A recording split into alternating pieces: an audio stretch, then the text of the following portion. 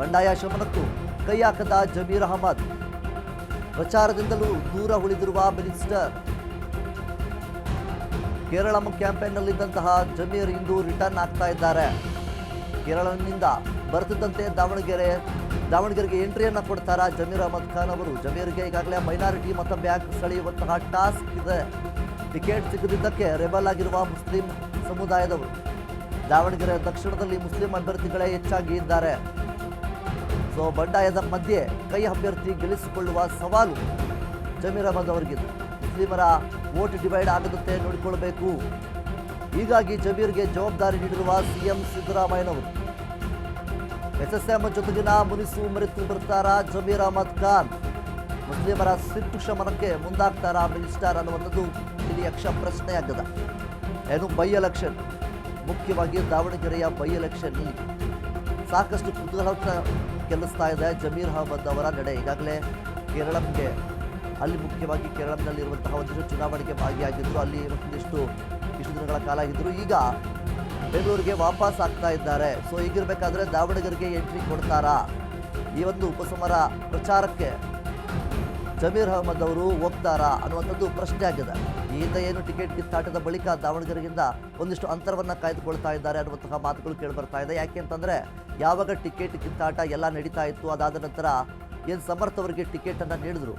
ಅದಾದ ನಂತರ ಜಮೀರ್ ಅಹಮದ್ ಅವರು ಏನು ಅವರ ಮನಸ್ಸಿನಲ್ಲಿ ಮನಸ್ತಾಪವನ್ನು ಇಟ್ಕೊಂಡಿದ್ದಾರಾ ಎಸ್ ಮಲ್ಲಿಕಾರ್ಜುನ್ ಅವರ ವಿರುದ್ಧವಾಗಿ ಅನ್ನುವಂತಹ ಪ್ರಶ್ನೆಗಳು ಸಹ ಇಲ್ಲಿ ಬಿಡುತ್ತೆ. ಯಾಕೆ ಅಂತಂದರೆ ಈ ಒಂದು ದಾವಣಗೆರೆ ಬೈ ಎಲೆಕ್ಷನ್ನು ಮುಖ್ಯವಾಗಿ ಮುಸ್ಲಿಂ ಸಮುದಾಯದವರಿಗೆ ಯಾರಿಗಾದರೂ ಟಿಕೆಟ್ ನೀಡುತ್ತಾರೆ ಅನ್ನುವಂತಹ ನಿರೀಕ್ಷೆಯಲ್ಲಿ ಎಲ್ಲರೂ ಕೂಡ ಇದ್ದರು. ಹಾಗೆ ಅದಕ್ಕೆ ಜಮೀರ್ ಅಹಮದ್ ಖಾನ್ ಅವರು ಸಾಕಷ್ಟು ಪ್ರಯತ್ನವನ್ನು ಸಹ ಪಟ್ಟು ಸುರ್ಜೇವಾಲಾ ಅವರೊಂದಿಗೆ ಮಾತನಾಡಿದ್ರು. ಆದರೂ ಸಹಿತ ಯಾವುದೂ ಪ್ರಯೋಜನಕ್ಕೆ ಬರಲಿಲ್ಲ.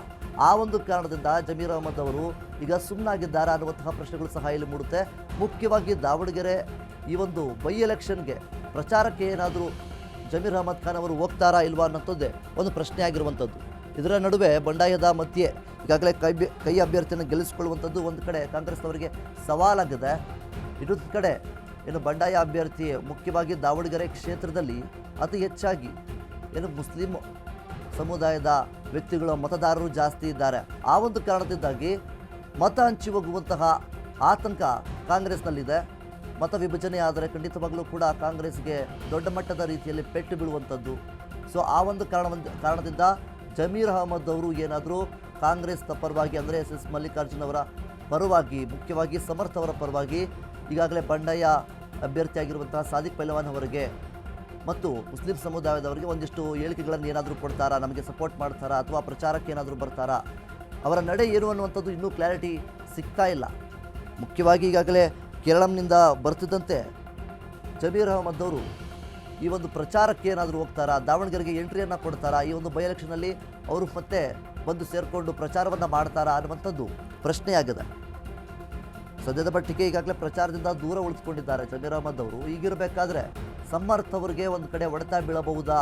ಮುಸ್ಲಿಂ ಮತದಾರರು ಸಾದಿಕ್ ಪೈಲ್ವಾನ್ ಅವರಿಗೆ ವೋಟ್ ಹಾಕೋದ್ರಿಂದ ಇಲ್ಲಿ ಸಮರ್ಥ್ ಅವರಿಗೆ ಒಂದು ದೊಡ್ಡ ಮಟ್ಟದ ರೀತಿಯಲ್ಲಿ ಹೊಡೆತ ಬೀಳುವಂತಹ ಎಲ್ಲ ಸಾಧ್ಯತೆಗಳು ಕೂಡ ಇದೆ ಎನ್ನಲಾಗ್ತಾ ಇರುವಂಥದ್ದು. ಹೀಗಾಗಿ ಜಮೀರ್ಗೆ ಜವಾಬ್ದಾರಿಯನ್ನು ನೀಡಿದ್ದಾರೆ ಸಿಎಂ ಸಿದ್ದರಾಮಯ್ಯನವರು. ದಾವಣಗೆರೆ ಕ್ಷೇತ್ರದಲ್ಲಿ ಸಮರ್ಥ್ ಅವರನ್ನು ಗೆಲ್ಲಿಸೋದಕ್ಕೆ ಏನಾದರೂ ಒಂದು ಕಸರತ್ತನ್ನು ಮಾಡಬೇಕು ಅನ್ನುವಂಥ ನಿಟ್ಟಿನಲ್ಲಿ ಸಿಎಂ ಸಿದ್ದರಾಮಯ್ಯನವರು ಒಂದು ಟಾಸ್ಕ್ ಒಂದನ್ನು ನೀಡಿದ್ದಾರೆ, ಒಂದು ಜವಾಬ್ದಾರಿ ಒಂದನ್ನು ನೀಡಿದ್ದಾರೆ. ಎಸ್ಎಸ್ಎಫ್ ಜೊತೆಗಿನ ಮುನಿಸು ಮರೆತು ಈಗ ಮತ್ತೆ ಬರ್ತಾರಾ ದಾವಣಗೆರೆಗೆ ಅನ್ನುವಂಥದ್ದು ಕೂಡ ಒಂದು ಪ್ರಶ್ನೆ ಆಗಿದೆ.